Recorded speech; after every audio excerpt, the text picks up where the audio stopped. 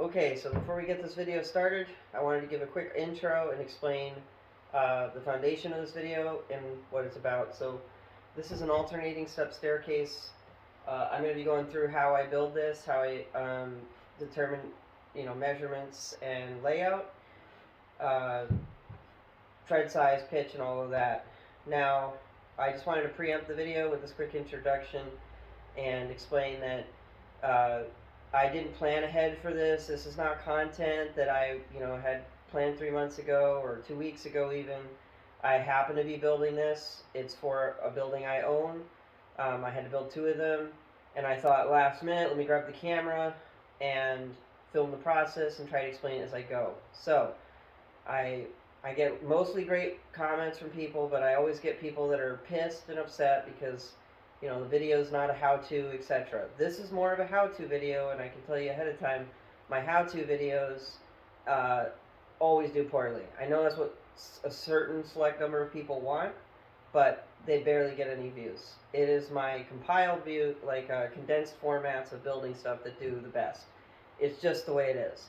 This, however, is a how-to, but I wanted to premise it by explaining that I didn't plan this. I have been, part of the reason I've been so slow on uploading anything to YouTube for quite some time is I've gone through 3 cameras. I keep having camera issues. I am not monetized, and so this takes a lot of time and a lot of money to produce these things, and eventually I will be monetized, but right now it's all out of pocket. It's all out of my own time. So it just hasn't been a focus of mine. So with that being said, this is not going to be a great, smooth, well-edited how-to. It's the best I could do under the circumstances. I hope in the future to be able to do more videos like this where I actually do plan ahead and the videography can be better planned, better executed. But I hope this helps somebody do theirs. And then moving forward for the channel, I've been kind of on a pause for a while. Really, over the last year, I wasn't sure I wanted to continue even working on the channel. I'm just really unhappy with YouTube, and it's not the YouTube it was 10 years ago.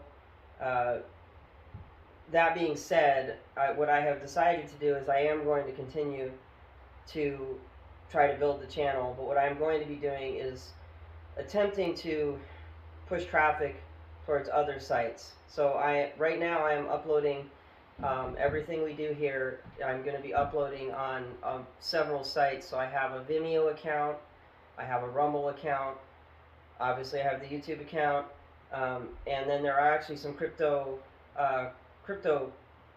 based platforms such as like theta.tv and library. So I will be recommending those, linking those in the description below, and I would strongly encourage anybody that I can. It's time to stop giving YouTube the power that it has. It's there. Yeah, we're not going to get into that on this video, but we as citizens, as people, we need to take our content back. I don't do this at the discretion of YouTube. I don't take this time out at the discretion of YouTube, and I certainly don't do this with the idea that should YouTube suddenly disagree with something I say or do, they can just remove my channel unilaterally without so much as a word. It's a horrible business model. It's not something I'm investing any more time into. So that's my path forward. I hope you can appreciate that. And yeah, enjoy. Let me know any feedback you have, and if you have any questions, I'm always happy to answer. Anybody that has ever responded to one of my videos always gets a response. I love teaching. So if you have a question, you've got a similar circumstance, I am happy to try to assist you understanding what you're doing or whatever that might be. So that being said, I'm going to pull the camera here, and I just want to show you.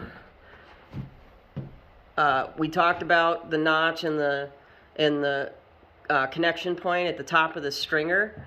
And so this is the catwalk that I was referring to. So we put some loft spaces in this building. I have loft spaces on each end of this building because we wanted to maintain the open, the light from the windows and kind of the open feel here. But we needed sleeping spaces. We have 6 kids. So this was my solution to that. I decided to put catwalks in. They're a little bit lower than an 8-foot ceiling height, but they're comfortable to walk under. I didn't film any of this, so I know I'm going to get some grief because this was kind of a cool project. But I'm just gunning to get things done. So these are the catwalks. This is the first staircase. There's another one down there. I'm filming in the dark, so I apologize if this is glitchy at all.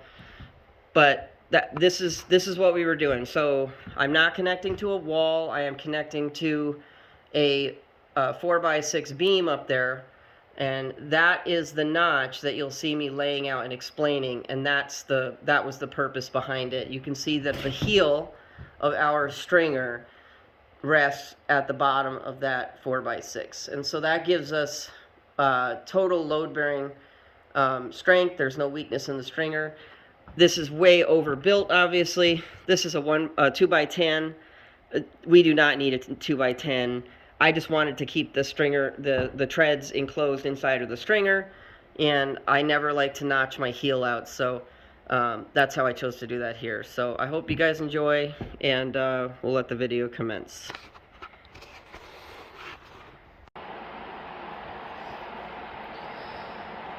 Okay.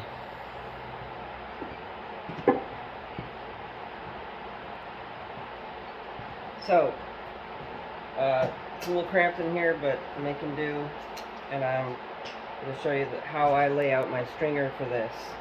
So ordinarily, you'd use your framing square, you'd set your rise, or your run and your rise on your toe and heel of your square, and you would just reference that and line it up as you go. The problem with the very steep alternating step staircase is you can't do that. The square is at a very steep angle in order to get it across the piece.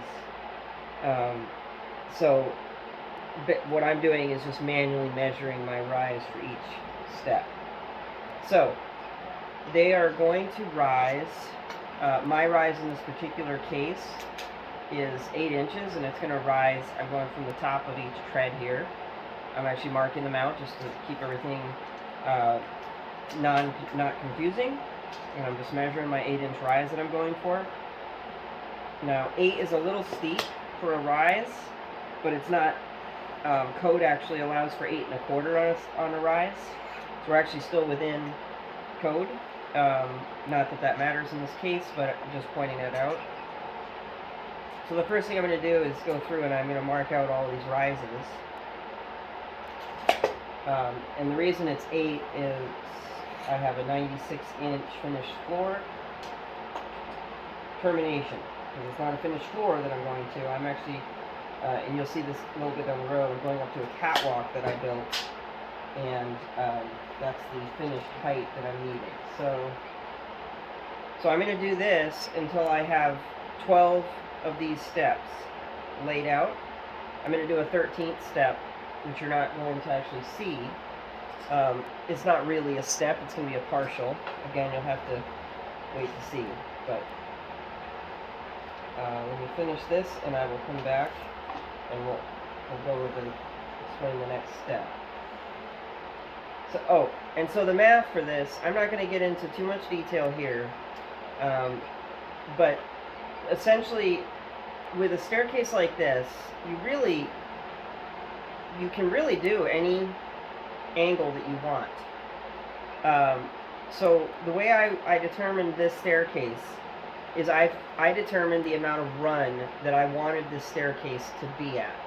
So I had a set space upstairs in this building that I wanted to fit this staircase in that would allow for you to access the staircase without interfering with some cabinetry that's going to be in there in the future. So in the case of this staircase, from the termination at the catwalk, planing down vertically, I needed to stay within about 52 inches for my run. So I ended up running this at 65 and change degrees is what this was. And I'm using a 2x10 for our treads, which is going to give us a 9 1/4 inch finish. That is a little bit light for a tread, but very much within reason. As a matter of fact, I think if this was a code staircase, loft access staircase, that would also be within parameters.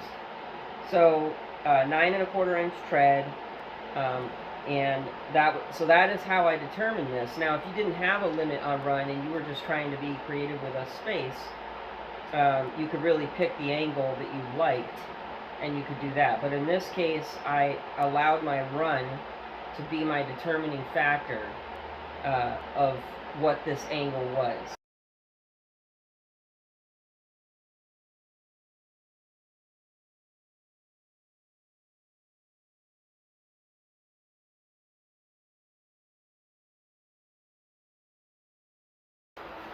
Okay, so I'm going to try to explain what's going on here. This is the left stringer, and what that means is, in this case, I'm doing an encased stringer. So remember, I am leaving the stringer whole. You could mortise your treads in. In this case, I'm going to block them. It'll be plenty sufficient for strength. And I'm under time constraints here. This is for my own house, so I'm not going to take the time. But I think if, depending on customers' desires and budget, I may not mortise. I might mortise this in, but you'll see in the end this will be just fine.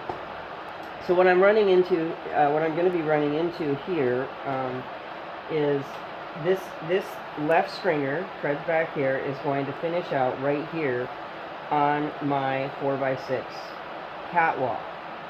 So what I'm going to do is I want to maintain heel strength. So when you're building a staircase, you always want to have, you would never want to support your staircase out here, for example. So, you wouldn't cut a big notch out here and set your staircase on that, because what that means is when you're walking the staircase, the tensile compression is coming down from the top of your staircase. You're compressing your load down, and in turn, this is your tensile side and this is your compression side. And what that means is you've cut out all of this tensile side of your stringer. So really, this fulcrum point right here becomes the load carrying point, and what that can cause is your material to split. So whenever you're building a staircase, you are, if at all possible, you are attempting to maintain your heel over here. You want to keep the heel of your stringer whole, so that the final end of where that load is resting is against structure. So in this case, because I'm ending on a 4x6, there's no support underneath of it. What I need to do is maintain 5.5 inches of 5.5 inches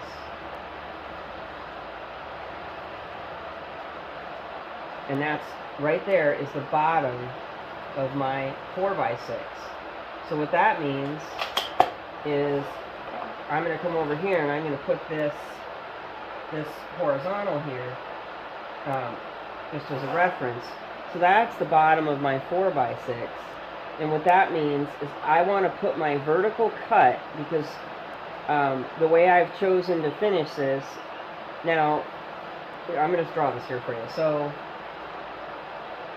I'm going to draw this in right here. So that's the 4x6 right there. Okay? Right here. That's my 4x6. So if I wanted to end the staircase, I could just cut this off here, and your final step would be the 4x6. But the problem is my treads are all set in a consistent pattern, so I would actually be biting part of the tread off, and then I'd have the rest of the tread I would maintain here, which is what I'm going to be doing anyway. So what I wanted to do was actually hook my stringer. And so what I'm going to do is actually notch out this area for the 4x6. And then I'm going to do a curved stringer up here on top. I'm going to match all 3 stringers to each other. And I'm going to shape them. And so that means when you approach the top of the staircase, it's just going to look almost like a hooked ladder on top of the 4x6. It's just a design choice of mine. No right or wrong there. But again, that's what the reason I'm doing this is I want to make sure, because I'm not setting on a plate. If this was a house, you could suspend down a 2x12, you could suspend down some sort of framing material, you could block the wall if it was resting against a wall. All of that would deal with this final space. But in my case, I wanted to absorb some of the 4x6 into my tread, and this was how I went about doing that. So I hope that makes sense. I think it'll make more sense when you actually see me put these stringers together and mount them to the catwalk. So that's it. So now we'll move on, and I will show you how I line my treads up and my blocking for these treads. Okay, so in my case, again, this is not specific to your staircase, but for my staircase, I wanted to leave myself an opening for finishing, either adding a riser on the back or plating the entire backside of the staircase with plywood or something to close in the back, so it's not an open staircase. So what I've done is I'm doing a 3/4 inch offset. I'm just using a marking gauge because it's a convenient. I'm using my marking gauge. It's a convenient, quick reference. I don't have to sit there and measure every one. So I'm basically just marking a 3/4 inch reference on the heel of every one of these stringers. What the heel is doing now is telling me that that's the back of my tread. Now my treads are going to run at 90 degrees, and I will show you here what we're doing. So we've got our reference. So I'm taking my tread here, I'm marking it. I know where the 9 1/4 is going to be, or I don't know where that's going to finish out. I don't need to. So every tread is going to be the same. Okay, so now that I've determined the back of the treads, what that allows me to do is begin my blocking. So this is how I've chosen to block my stairs. So I'm going to be attaching my wide side of my tread here, and then I'm going to skip one because it's an alternating staircase, and we need to support the other end. So what this has allowed me to do is I have positioned these blocks in a way that I can run a cleat in here afterwards. If I wanted to, not a cleat, but I can run a back for this stringer if I want to close it in so you don't see through the open stringer. Or I may just add some vertical 3/4, just a couple inches up, just like a toe board, just to keep dirt from getting kicked back in this V-shaped groove that'll be here later. So again, these are just design things. So that's the process. I'm going to begin screwing these in. I'm going to take these all the way to the top. And then I'm going to mimic this stringer. I'm going to use this stringer after I've cut it out. And I'm going to template my other stringer after I've crowned it. And that'll determine the perfect match on the two stringers. And then I can carry these up as individuals. And then I'm going to install the treads. So yeah. Okay, so I have templated the master stringer. So I think y'all understood what I was doing there, but I just wanted to make sure you understood. So both of these have been crowned in this direction. So that's the heel of our staircase, which has a natural slope to it. So we are using the strength of the timber to work for us when you have the weight of the person using the stairs. So We're going to cut the second one out and I will begin assembly. Okay, so we now have both stringers cut. I've got all my layout lines made.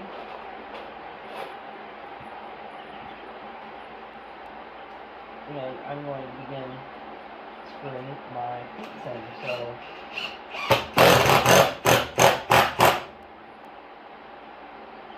these blocks are being screwed right up to that marking gauge mark that I've made. That way I have the same back set on all of these. And as I said before, the idea is that I could cleat behind these stairs if I chose to with a panel all the way up. Makes it really easy. And if I don't choose to do that, I can just use the back of my treads as a mounting face to put a vertical riser in, whether I took it all the way to the next tread or whether I just chose to end it, a couple inches up or something just to stop the dirt. So.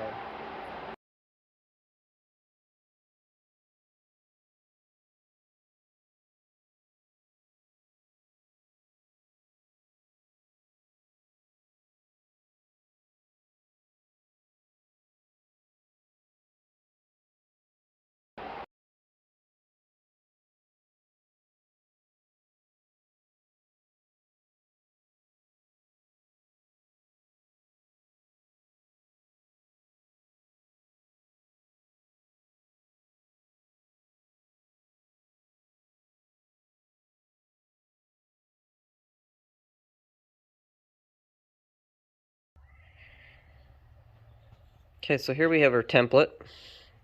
So this is the first tread I made. When you're doing a staircase like this, or anything that you're templating one after another, it's critical that you always use the same piece. So do not cut one and then take your next one and cut the next one and so on and so forth, or you will end up with vastly different components by the time you get to the end. So this here is my template. I've determined that I like the size of this tread. This is the one I've made. I actually have them all made already. I'm on the last one here, and I just wanted to show you the process. So we're going to scribe the treads I've been making. And now we're going to go to the bandsaw, and we're going to cut them.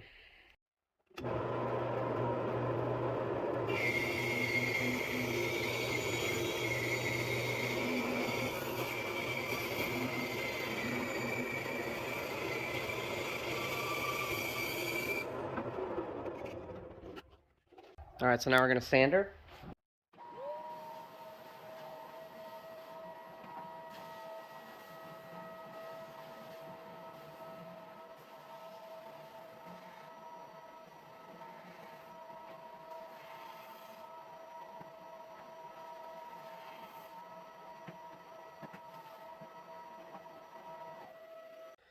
Okay, so now we're going to route a roundover.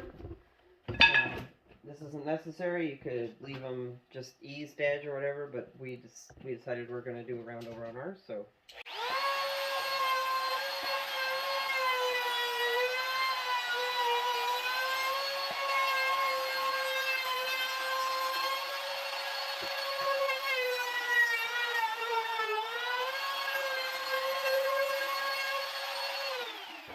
All right, 24 more to go.